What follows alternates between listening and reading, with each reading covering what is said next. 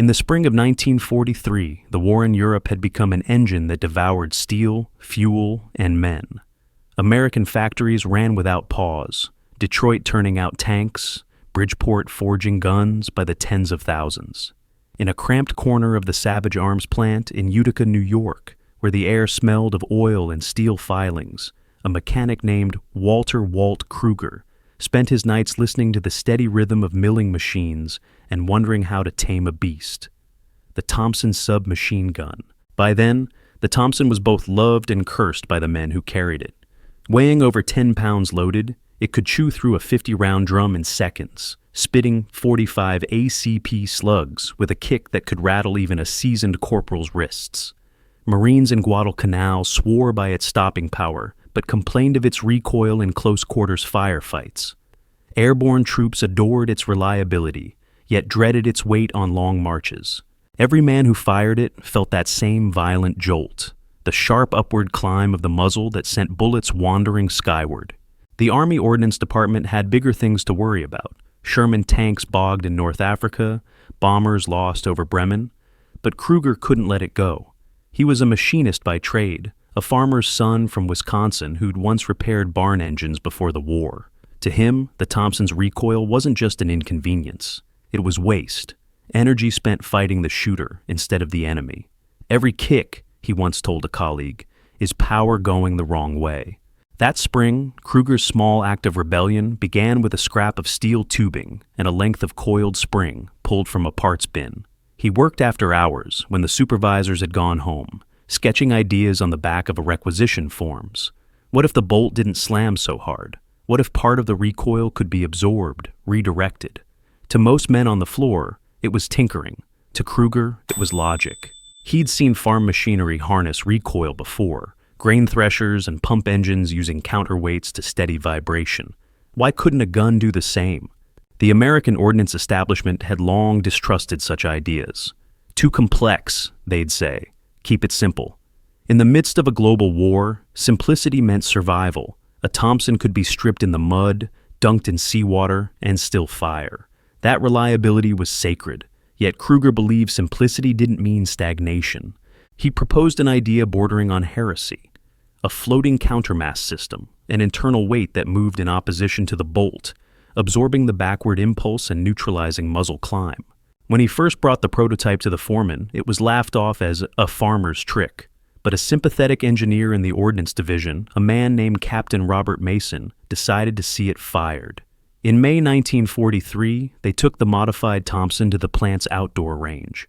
The morning was cool and overcast, the air thick with the scent of wet earth. Mason fired the standard M1A1 first, 30 rounds, each burst climbing fast. Then Kruger handed him the modified gun. The sound was the same, but the rhythm was different. The muzzle barely rose. The recoil came as a firm shove, not a violent punch. Mason turned, eyes wide. "What did you put in this thing?" he asked. "Just balance," Kruger said. "Same as in a tractor flywheel." For a moment, the ordnance captain stood silent, considering what he'd just felt. On paper, the change was small, a mechanical dampener hidden within the receiver. But in practice, it turned the Thompson from a handful of thunder into something almost docile, controllable, precise. Yet innovation in wartime America did not travel swiftly. Every modification meant retooling, red tape, and scrutiny from Washington. Kruger's balanced bolt went into the stack of pending designs, reviewed, debated, and quietly forgotten in the rush toward the next campaign. But a few test units survived, marked experimental, not for field issue. They would find their way, months later, into the hands of GIs who'd soon be fighting across Sicily's rocky hills and the hedgerows of Normandy.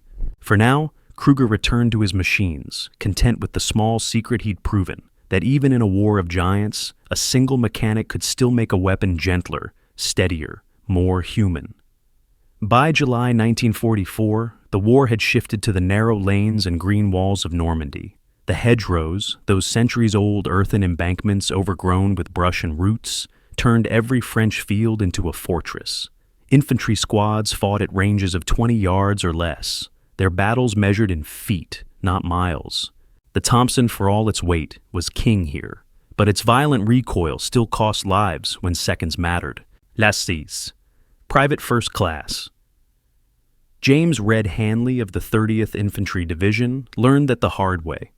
His squad had landed near St. Lo and spent weeks clawing through country that looked like paradise from the air and hell on the ground. You couldn't see 10 yards ahead, he later wrote. Every hedge was a wall, and every wall had a German behind it. Hanley's Thompson, his Tommy, was reliable but wild, kicking high and spraying wide in close quarters. The recoil drove the muzzle up, the sights off the mark. Then, one morning in late July, his unit received a crate stamped "Experimental, Handle with Care." Inside were 6 modified M1A1 Thompsons, each with an odd internal assembly and a small K etched beneath the serial number. Their sergeant shrugged. "Some ordnance boys back home think they can make this mule kick like a pony. Try not to break it." Hanley did more than try. That afternoon, in a sunken lane outside Pont-Hébert, his platoon was pinned down by a German MG-42 hidden behind the far hedge. The air was thick with dust and the snap of rifle fire. Hanley crawled forward, his new Thompson pressed tight against his chest. When he rose to fire, he expected the familiar upward climb, the kick that always forced him to correct between bursts. But the gun stayed steady, tracking smooth and low. The recoil came back clean, straight into his shoulder, not his wrists. 3 short bursts tore through the hedge. The machine gun went silent. He didn't think about it then, only later when the firing stopped. "It felt like the gun wanted to stay with me," he told a correspondent. "Didn't fight me for once." The men began trading the few modified Thompsons between them. In tight hedgerow ambushes and sudden firefights, the difference was unmistakable. Even those who had never liked the weapon admitted it shot like a sewing machine. The balance Kruger had engineered, the counterweight sliding opposite the bolt's momentum, absorbed the shock, turning chaos into control. Word reached the regimental ordnance officer, who demanded an explanation. The serial numbers traced back to the Savage plant, to a batch that had never been formally approved. When the report reached Captain Mason, he knew immediately whose idea had resurfaced. But military institutions are slow to move, especially in wartime. The Ordnance Board cited production constraints. Too late in the war, too costly to retool. The modified guns remained an anomaly, officially unadopted. Yet among the men who'd used them, the verdict was unanimous. Sergeant Ray Dyer, who fought through Mortain, described it best. "Same Tommy, same fight, just, it listened better." The weapons improvement went largely unrecorded, buried in after-action notes and ordnance memos. But something had shifted. Soldiers began writing back to the States, describing the smoother recoil, the cleaner burst patterns.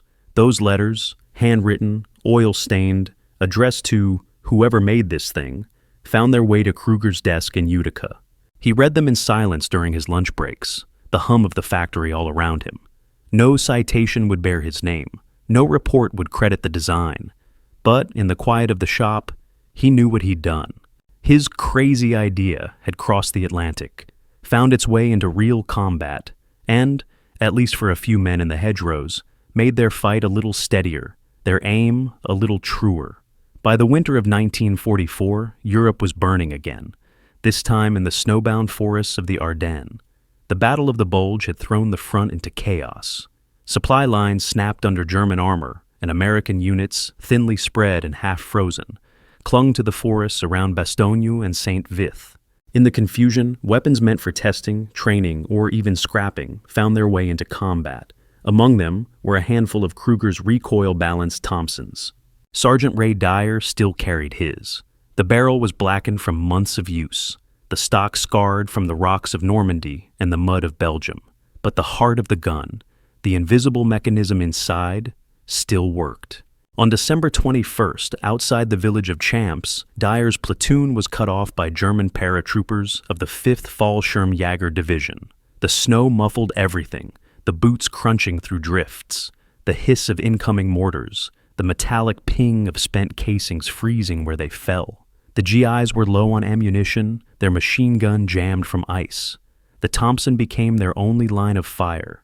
As the Germans advanced through the trees, Dyer leaned against a frozen stump and opened up. The bursts came smooth, flat. The muzzle barely moved. The recoil, absorbed by that hidden countermass, stayed firm, but centered. In the chaos of muzzle flashes and smoke, control was everything. Dyer fired short, tight bursts, walking them across the snow at knee height, just as he'd been taught. When it was over, 6 Germans lay still. The rest melted back into the forest. The snow around Dyer steamed where the gun had warmed it. His hands didn't tremble. He'd fired nearly a full magazine and could still see the front sight clear as a nail head. Later, when the platoon regrouped, a replacement rifleman asked how his Tommy stayed so steady. Dyer just smiled. "She's got a soul," he said. That night, huddled in a frozen barn, he stripped the gun and showed the others the hidden spring and weight inside. The men passed it around, nodding in quiet awe. In that war, they'd seen too many overcomplicated inventions. Fancy optics fogging over, improved carbines jamming in the mud. This, though, was different. It was simple, practical, human. Back in Utica, Walt Kruger was unaware that his design was fighting in Belgium. The war effort had shifted toward the new M3 grease gun, a cheaper stamped steel replacement for the Thompson. His balance bolt mechanism didn't fit the new gun's frame. The paperwork had been shelved. But in the margins of a 1945 Ordnance Department report, someone, possibly Mason, scrawled a note beside the test results. As field evidence confirms reduced climb and improved accuracy, recommend future study.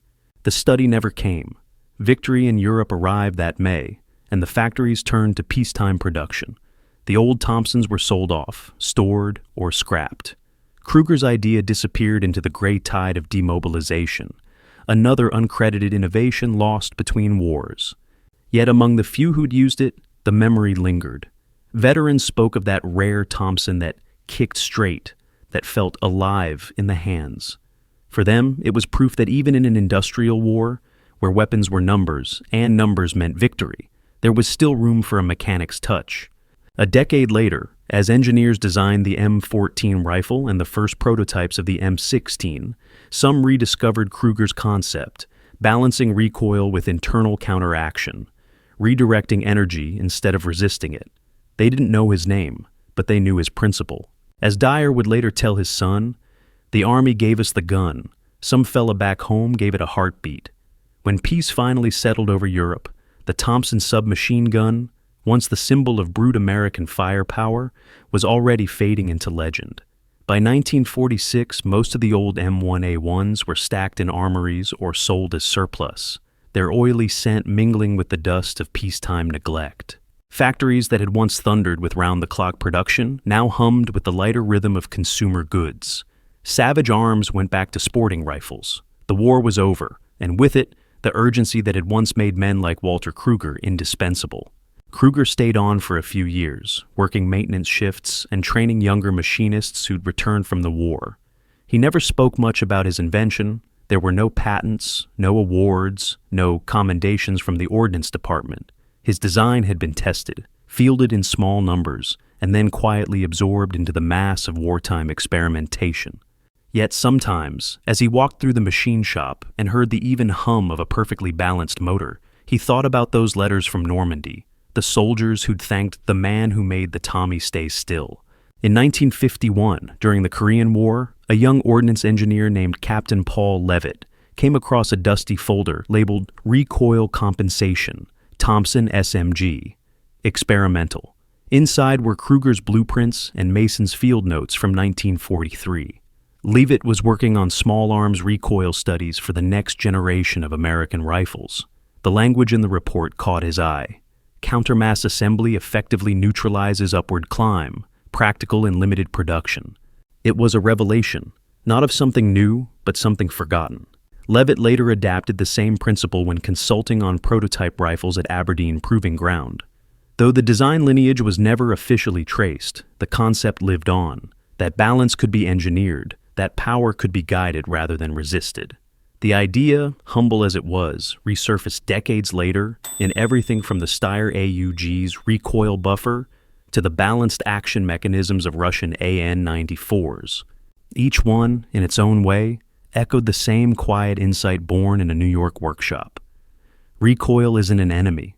It's energy waiting to be harnessed. For veterans like Sergeant Ray Dyer, the memory of that balanced Thompson never dulled. He kept his after the war, illegally, technically, wrapped in oil cloth in the back of his father's shed. In the late 1960s, when his son asked to see it, Dyer unwrapped the weapon, showing the polished steel and the faint K stamped beneath the serial number. "Some mechanic back home made this one special," he said. "We didn't know his name, but we knew his work." Walt Kruger passed away in 1972, a quiet man in a quiet town. His obituary mentioned his years at Savage Arms and his numerous technical improvements to machinery. It did not mention the Thompson, but at his funeral, a neighbor recalled how Walt once said that balance was the difference between noise and precision. In museums today, the Thompson remains a symbol of America's industrial might, heavy, loud, unmistakable.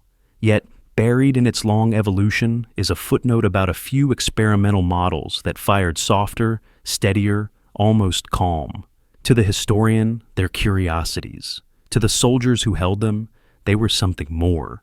Every war breeds invention, but not every invention survives peace. Walt Kruger's crazy idea did, not in the steel he shaped, but in the way it changed how men thought about recoil, control, and the relationship between man and machine. It was proof that sometimes the greatest advances don't roar onto the battlefield. They whisper from a workshop, carried forward by those who feel their worth.